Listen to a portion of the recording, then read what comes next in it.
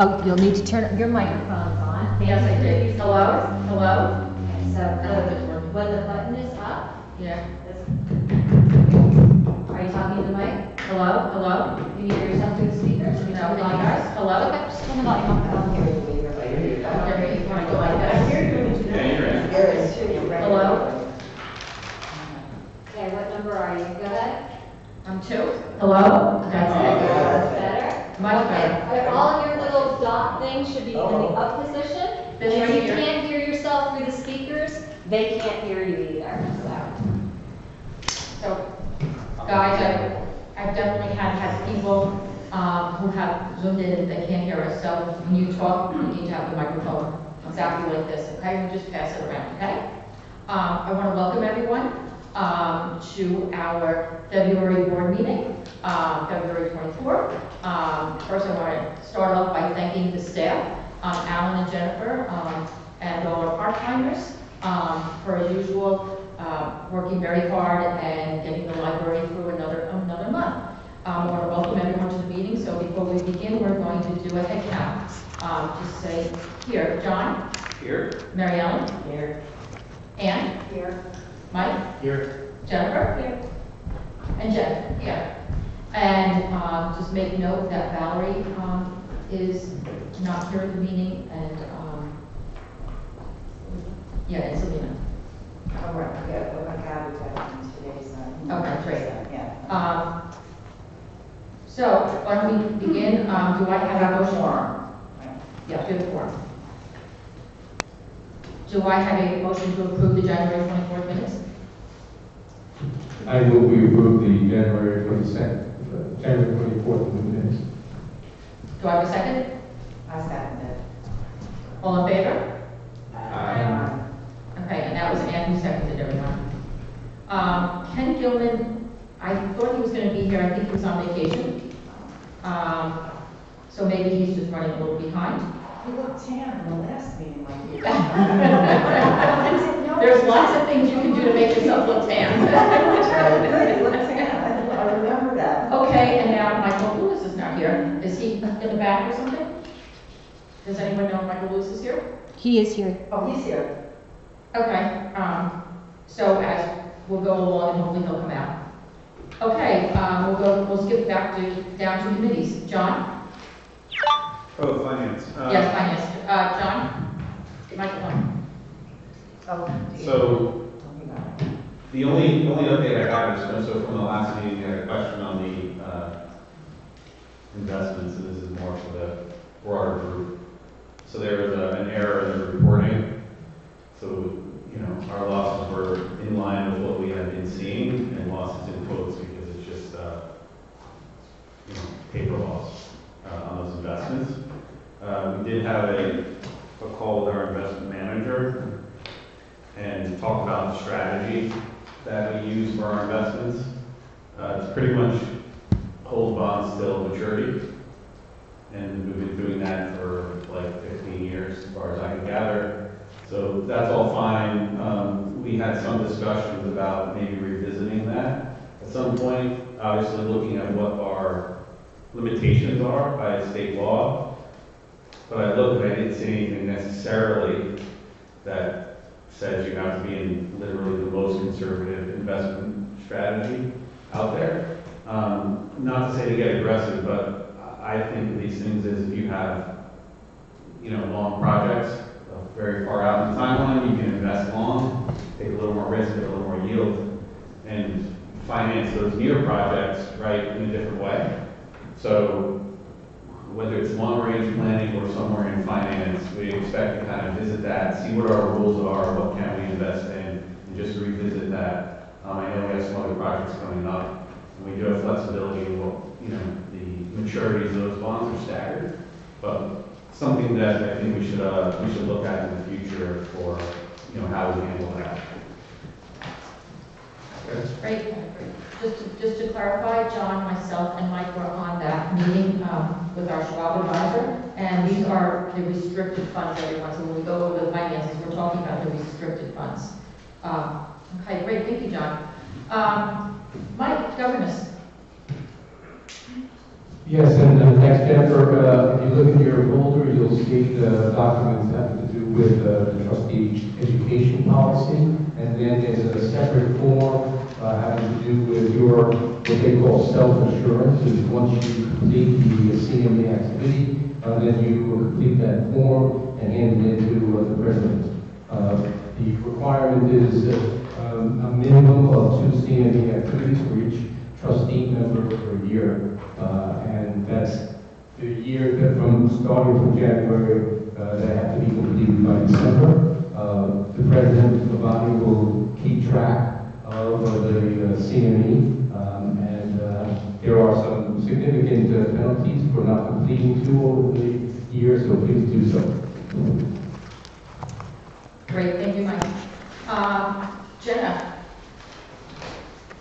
public relations. So, how are you? I just want to start with a few highlights off of the website performance from last month. Jenna, help me. Thank you. I just looked at the microphone makes it. Thank you. I just want to start out with a few highlights from the website performance for January. We were coming off of a strong December. In January, somehow managed to go even higher, very impressive. There's a 42% increase in phone calls, a 31%. Sorry. I guess I want to go future, but no, the microphone or anything. Let me start over. There was a 42% increase in calls. How many? 42% increase. So here we When go. you say calls, what is that? Direct Calls, calls. register? Correct. Okay. Or people calling the library. Yeah. There was a 31% increase in website visits. And there was a 74% increase in people asking for directions. These are large increases. These are sizable increases. And then a 54% increase in search. And that tells us that word of mouth is really taking off to the library. So I just want to commend the staff on all of their efforts. It's clearly driving measurable impact. Great work to everyone involved. And then secondarily, I wanted to bring up a potential opportunity to go to the foundation for a grant. I think Jennifer added it to the folder, the proposal for a logo. The logo came in about what I anticipated. I think it came to about $2,750 with visual identity, and then maybe $1,000 for the extra fees. Is that about right, Jennifer? You have it in front of you? Yeah, can you just scroll down a little bit, Alan? To To where the dollar figures are. Yeah, and to bring everyone up to speed, you know, we thought with the beautiful interior renovation, with everything we've done, and the renewed focus on the social and digital platforms and all this impact to the site, you know, I think there's a bit of a disconnect between the current logo and what we're doing here, and there's an opportunity to just bring it up to speed. So the foundation had a designer, this designer that we got the proposal for, refresh their identity and logo, and it came out beautifully, and they've given us her name, so this is why we explored it. So understand that the library is in a place where we might be hesitant about which projects we're taking on, but we think it's a great opportunity, if there's unanimous approval, to go to the foundation to see if they'll give us a grant. So I'm in favor, obviously. And I welcome the board's feedback. Just briefly for how does that work in terms of applying for a grant to the foundation? Should I okay. Yeah, they can hear me, okay. Basically, I will write up the grant.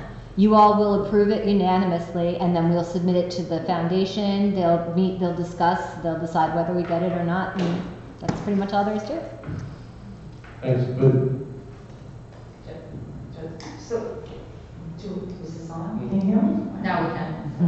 Do we need to go to the foundation for this, or is it? We do not need to. I thought it was a viable option for us, Okay. and we were trying to, you know, but they're looking for opportunities to shine, you know, to be in the center of attention and everything. So I thought this was a good opportunity for them as well, because we sort of rebranded the library with a new look, so it makes sense to rebrand it too with the logo is what I was thinking. We've gotten so many compliments on the new wall color. The words that I'm hearing are serene, inviting, comfortable. And I thought that we could change the logo to reflect that color palette, whether we change the actual, I think the cupola is actually really pretty and well-known, and that I think we keep that continuity because it's recognizable and it is our brand, but to just sort of modernize it, because what I've been trying to do is to combine the old with the new here. And I think that would really do is just to modernize what we already have. Just, so this proposal is basically for the design of the logo. It's not for building it and implementing what we're gonna, I mean, you know, it'll be a logo, but then we're gonna put this logo on stationery. It's gonna go on an outside sign or what? Yes. Okay. I believe this is purely just for the design mark. This is just for the artwork. Yes, there's Okay. a lot that goes into that, you know, it's color exploration, it's rounds of feedback, it's fonts, you know, maybe she'll create us our own ownable font that is ours alone, you know, there's a lot that we could explore with her, and I think, you know, a similar good approach might just be to say, hey, what do you think we should do? You know, what's your vision on how we can make this stronger? I find it's usually the best to let creatives come to the table with their own ideas. Right. I think, as Jennifer said, it would be a really good thing for the foundation because we went to their designer. And perhaps, you know, we can ask them for the money, and along with that, as Ann said, there's going to be, our big sign outside will be costly, but maybe the foundation would follow up and replace our sign once we finalize the logo, because that's very visible. Yep, they've actually already offered to pay for exterior signage, just over the doors and out the back door, and so I don't see why we wouldn't carry that through. I'm sorry, they already agreed to pay for that? They have said that if they ask, that they would be amenable to that, You mean so. future signage? The outdoor signage, they actually came to me and said, have you ever considered changing the exterior signage? And I said, no, actually it hasn't come up, and they said, well, if you came to us with that, you know, we would definitely want to, So why don't, I mean, I'm in favor of moving forward, but on contingency of asking the foundation to pay for this. Do I hear any? Yes, do I have a motion? To pay for this design. No, we're not. to request through a grant from the foundation to pay for the design service, yes. But we haven't seen it yet, right? No, we would need to pay her. This is conceptually I don't designed. know if anyone saw it and saw it. We had a meeting with her, myself and Valerie, I think you were there as well, and so we brought up some logos that we liked, everything from the cupola with just blue to something with maybe a book with a tree growing out of it. We're trying to think of things that, so the PR committee, of course, would get involved in the actual concept of what we would do. And she's local, this is Gina, right? She's from Pound Ridge, her Yeah, parents this are is from Gina. Pound Ridge, So they anyone- designed the last logo And if apparently. anyone knows Gina, she's not only local, but she did the market. She did the Pound Ridge Market, Scott's Corners. Oh, okay. And she's done a lot of work for the town of Pound Ridge. Normally I'd say we should get 3 quotes, but she really does live and breathe. She's actually born here and raised here. So she's a lifer, I guess that's what to call them. And, you know, because of that, I think we would be foolish not to go with her, because again, she's grown up here her whole life. So she's got, you know. And the foundation recommended her, so I think even if we did get 3 quotes, they'd choose She's her. not a 20 or 30-year-old, but I won't acknowledge her age. So again, she's been here her whole life, and she's seen the transformation in this town. Did the foundation refer her, or you who referred her? Foundation, but I know of her. Everyone who's been in this town knows of her. Okay. And she did the market, and she's been in the record review for doing the market and other projects that she's done in Pound Ridge. I just think this is the final piece. You know, there's a disconnect when you look at the logo and the sign outside the library, you see the blue coming out. It's just not a consistent visual. I agree. So if there's any discussion, do I have a motion?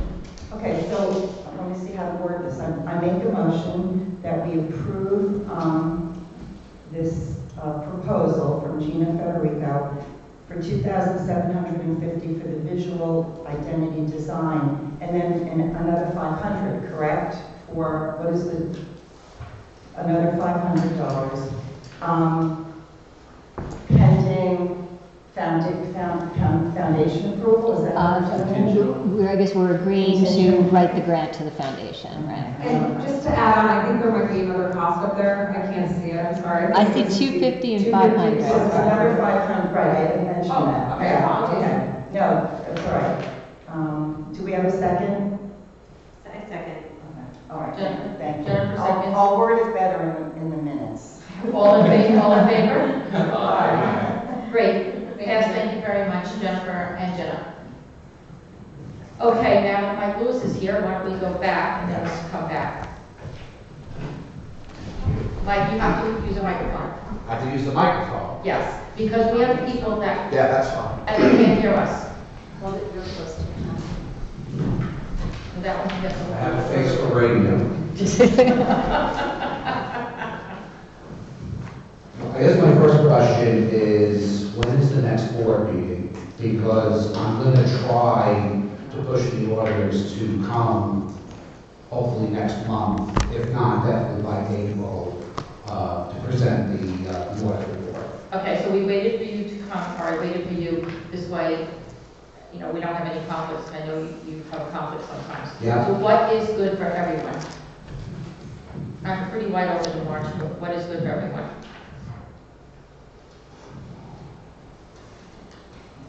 I'm pretty wild. Do we want to do like either the 22nd or 23rd? Jennifer, I'm Alan? away from the 20th on. I'm sorry? I'm away from the 20th on. Said you would want to do the week before, is that too early, Mike? No, I can do it. 15th, 16th, does any of those days work? Anyone have a conflict? Jennifer, are you 16th is okay? my birthday, so we have to have a party first. We can have karaoke. What? We can have karaoke, because now. Do we want to do the 15th? Does the 15th work? That's a Wednesday, the 5th. Yeah. Is that okay, Yeah, Mike? that's fine. Yeah. Okay, so let's do March 15th, and we'll get it valid and Selena.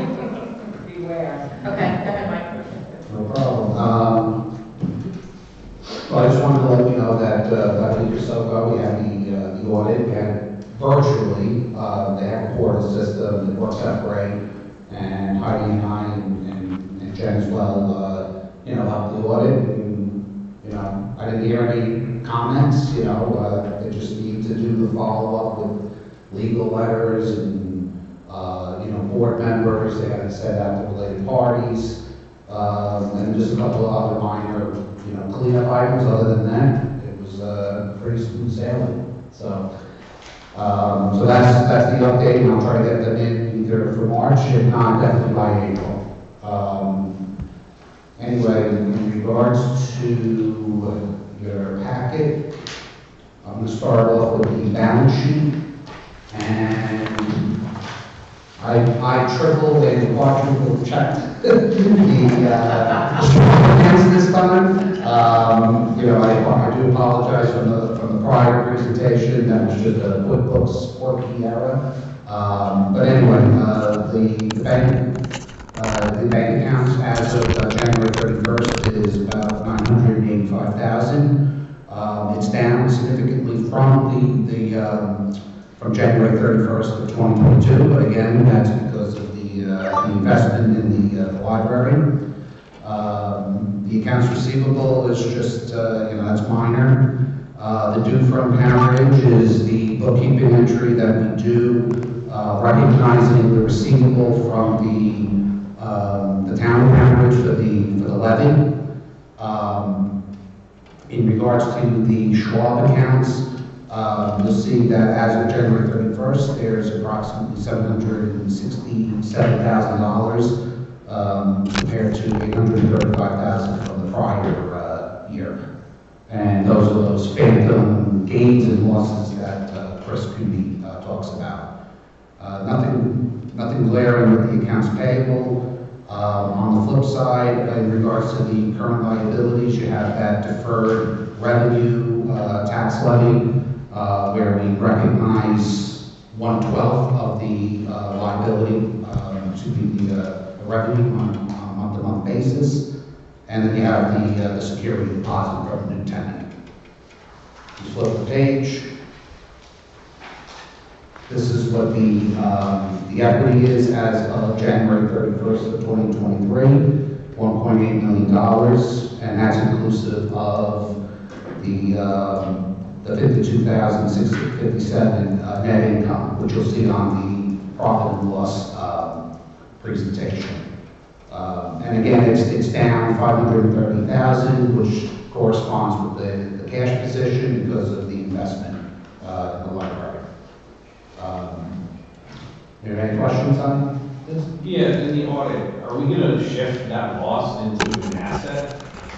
Yes, so what ends up happening, they have what they call a fund level. So the fund level, okay, presentation, which is this, is going to show the loss. However, on the, what they call the GASB, and the GASB level, they're going to take those interior renovations, which I'm going to provide them a fixed asset report, and they're going to reclass into capital assets and then depreciate that over the life of the asset. Okay. So you will see on the front of the statement, if they call it the MDY, you're going to see that that's not going to be minus 500,000 for the loss. Okay. So, Just for, how were the expenses that we did for the cottage, how was that handled? that's going to be the same. That'll be the same. You'll analyze the interior design, the cottage renovations, and those will be, based on the capitalization policy, that will go through one by one, and they'll determine, whether or not it's capitalizable. If not, then we'll just flow through the operating. Good, okay. If you look at the new profit and loss that I provided you guys, that's why I was a couple of minutes late.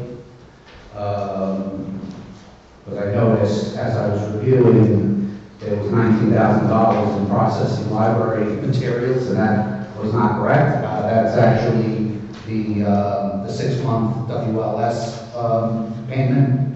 So we just moved that over to the next page. But anyway, let me just go through this quickly. So the total income, $94,000. 64 of that is the 1/12 levy that I just mentioned.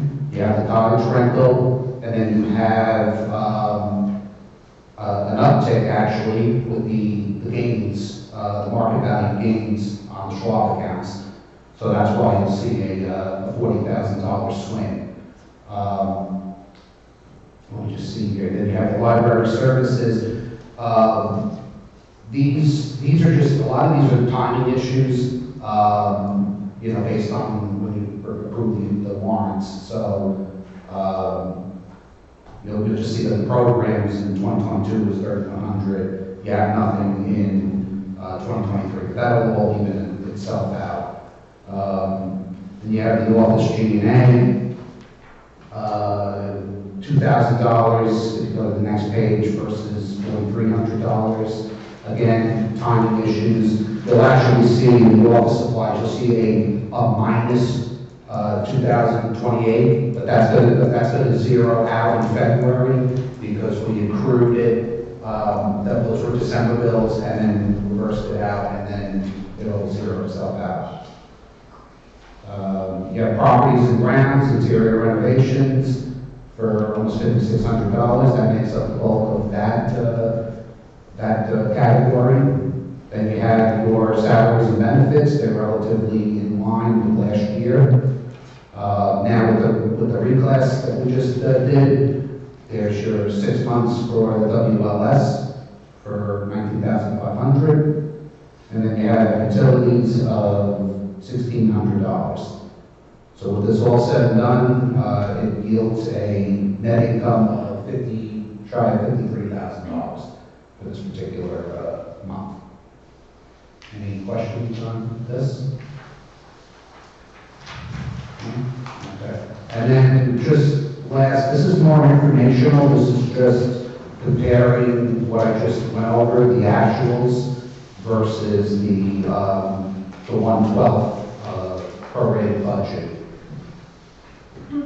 So you'll see, net income, prorated was 67,000, and we get the target, we got $27,000 over on there. And that's because of the gains on the investments, and the processing, that belongs on the next page, but this is just informational, so you just want to take a quick look at it.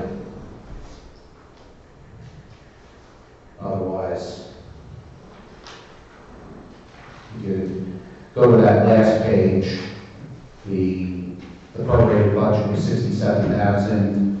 There was shy of $42,000 of actual, and there was a net savings of $25,000.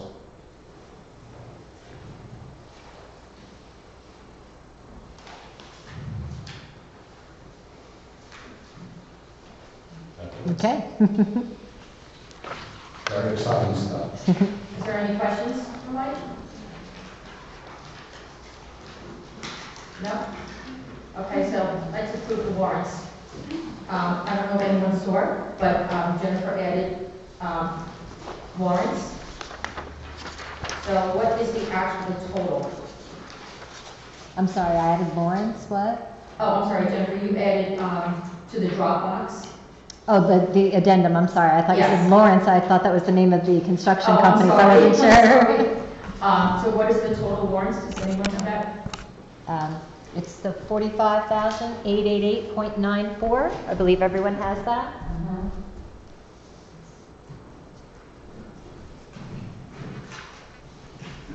Okay, great. Do I have a motion to approve, any questions on the warrants?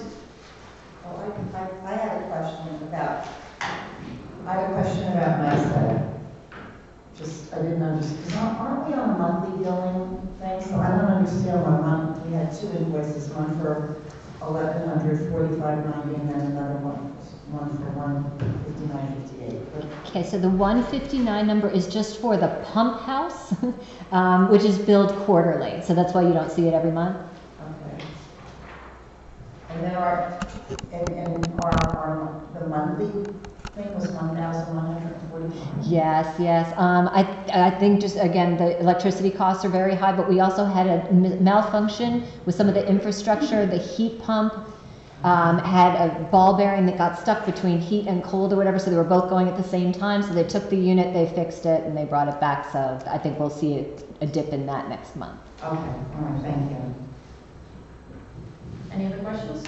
I don't know, but I'm sure it's very interesting, Ikebana, but it seems that the $1,700 for that class seems to be high. Right. That's a combination of 3 or 4 classes at $300 each, plus she bought books for us to add to the collection. So if people want to study Ikebana, we needed to add something to Ikebana to the collection. So it's a combination of all that plus some supplies, and that's where the number came up to is kind of high. Thank you. Any other questions?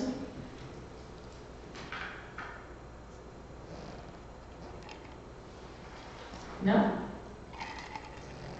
Okay, so do I have a motion to approve $45,888.94? I move that we approve the warrants of $45,888.94. Do I have a second? Second. All in favor?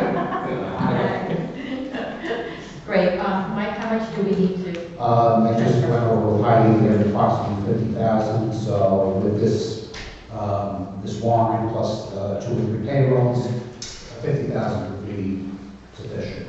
You sure? Because this is 45,000. Well, this is 45, and And then you have 2 or 3 more payrolls. So 75,000? You can do 75, the more the better.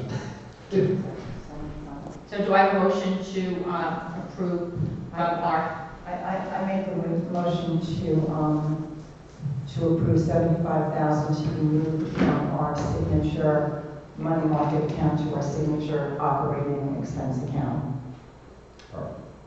You have a second? do I have a second? Second. Do I have all in favor?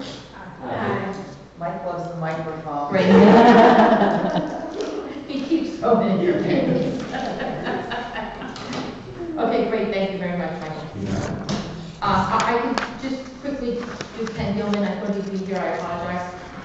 Ken Gilman, just to let you know, the pipe to the cottage is getting repaired.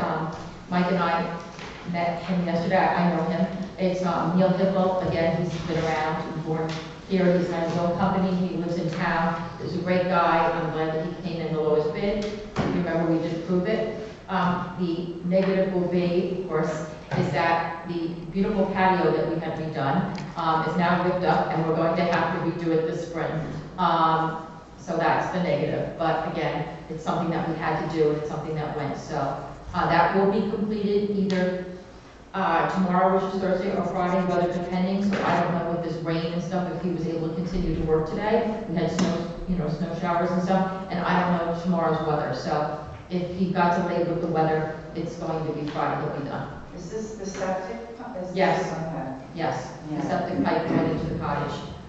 So that's just a quick Ken Gilman update.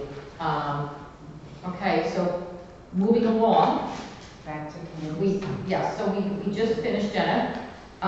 Selena is not here, but Mike? Program development, the committee got together in terms of looking at the programs that we have with the idea that perhaps we could do some reordering of the programs to prevent some overlapping in the parking lot. So the committee is going to be working on that to try and make it so that the parking lot of people leaving doesn't interfere with the people coming, gives more of a space. Great, thank you, Mike. Okay, skipping along, Valerie's not here, so we'll skip that. Long range planning, John? Sure, so there was Jennifer's good out of here. They found some grant opportunities. So a few libraries in the system have gotten grant money from actually the federal government. So there's a process to go through our esteemed Senator Chuck Schumer's office and submit for different projects. I don't know how viable it is for this year for us to do it, but I think educationally, we're going to go after something and see what the process is and do it. Personally, I say we go after whatever money is out there or grants. Certainly in the long term, I think in the short term, if we can get somebody else to pay for it, we do it. I don't know if like the parking lot or it's probably a little wrong at this point, or if we're fully eligible, but it's something that we're going to explore. And I think also long term, it might even be a separate committee or something where we keep an eye out for these grants. Whether it's federal, state, wherever. So it was, we're going to go explore this. It's a little bit like, we're looking for a nail for our hammer. But we have some ideas on projects that we're kicking around on the committee, and we're gonna look and see what we can go for and just see how this process works. Great. I know, I have some experience with grants. I know a lot of them, you have to financially qualify. And just to be clear about this town, usually you have to have a percent under poverty level and the median house price. We usually get thrown out of any grant just based on the town that we live in. We're very lucky that we live in this town, but because of that, we usually don't qualify for most of these things. It's usually for underprivileged communities. But great, it sounds wonderful. Did you want to read through the projects that we had? I think we decided that's how we were going to do, and then decide what the group wanted to submit. Yeah, Luckily, we're going through, this is just a questionnaire. We're not actually applying for the grants. We don't have to go out and get the bids and the receipts and all the rest of it. We're just seeing if we're even eligible to apply. Did you want to read the list of what we have? I didn't get the priority part of it. Oh, that's right. It didn't come up with the numbers on it. Okay. It's going to be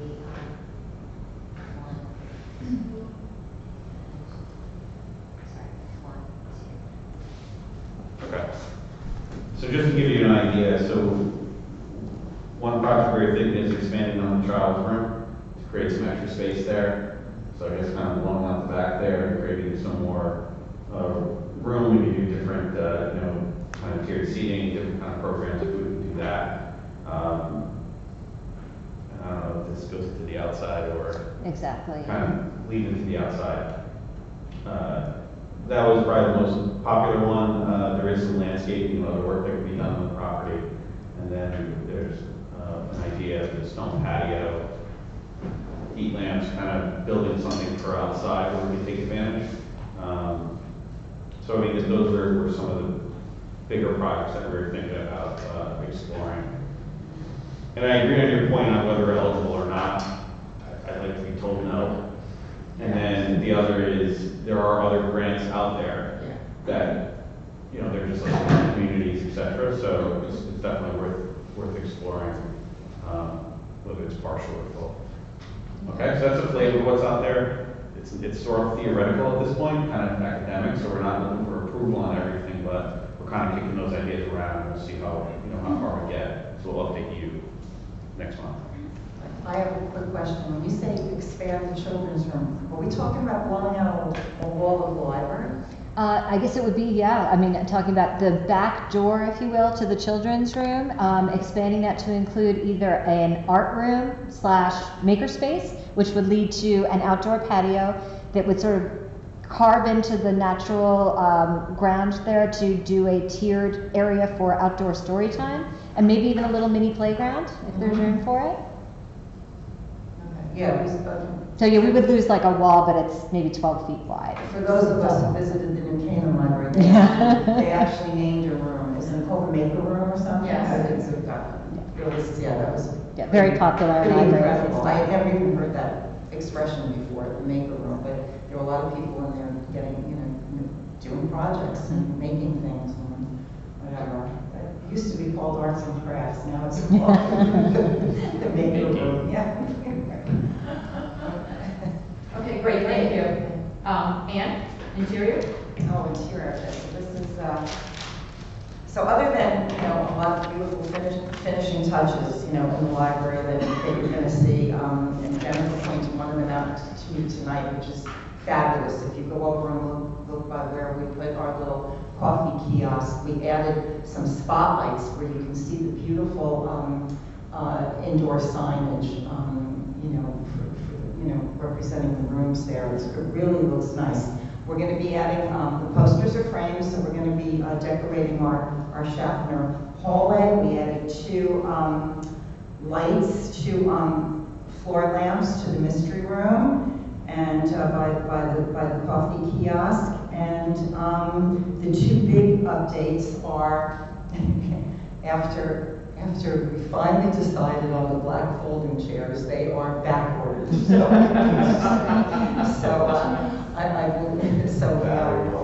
Can you imagine that? You know, we finally made the decision and they're back ordered, so we're waiting on that. And also that is, we're going to put that into the foundation also, and that's 2,000 and change, I think. The correct? foundation actually very generously has already given us a check. Oh, great, okay, so. Thank you very much, Foundation. Thank you so much.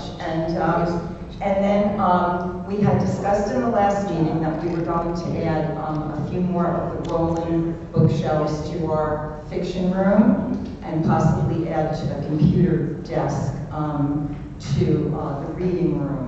We got the bid and it was 11,000 and change, I believe, the original one, correct? And the interior committee thought that was, you know, a little bit too much money. So Jennifer went back to Creative Library Concepts and we decided to just go with the ordering of the 2 rolling shelves because we're always going to be ordering new books. We definitely need that. So the shelves, the delivery installation comes to $4,155.40, and we think that this makes more sense at this time. So we would like to, I would like to make a motion to approve this, or if someone else wants to make the motion.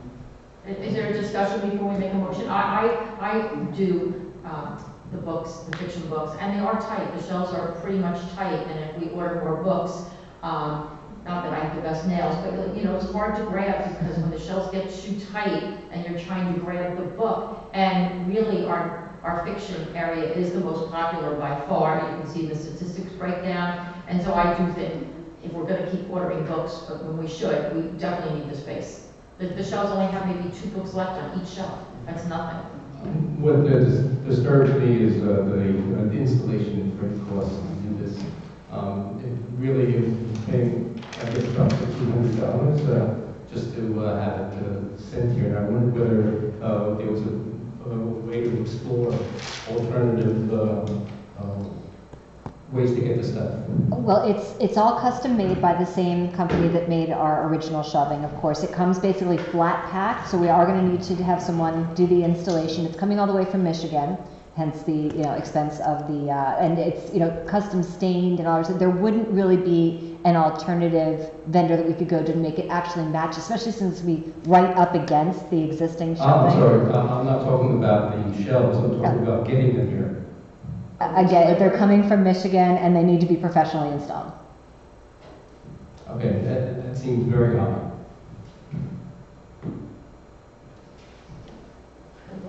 I hear you, because then I didn't go to the installation, and I'm thinking. The other one with the 11,000 had a Could my huge husband come home installation and and do the delivery. installation? I was wondering, but this is, this was the company we hired to do this before. And I guess when it was a really large order, those numbers didn't seem so massive. Now this is such a small order, and we really notice Yes. the number. Yeah. Yeah, that's exactly. Yeah, because I was here when our furniture got delivered, and so was Jennifer, and the truck was huge and everything was on it, so we only paid one freight cost. We're probably still paying for that one truck, but we only have maybe a 2% or 5% of that truck is our delivery. Would we ever want to consider thinking ahead then? I mean, this is always going to be an issue. We're going to order more books are going to come out, we're going to run out of space. So to kind of amortize that cost of the shipping and the installation, would we think about just getting more instead of doing this every single time? I don't think we have room. Yeah, we're definitely the maximum amount of storage space at this. So what we generally do is we read the collection continually to make room for new books. But when we unpacked, we thought we were going to have some extra space to grow and everything. But as apparently is very common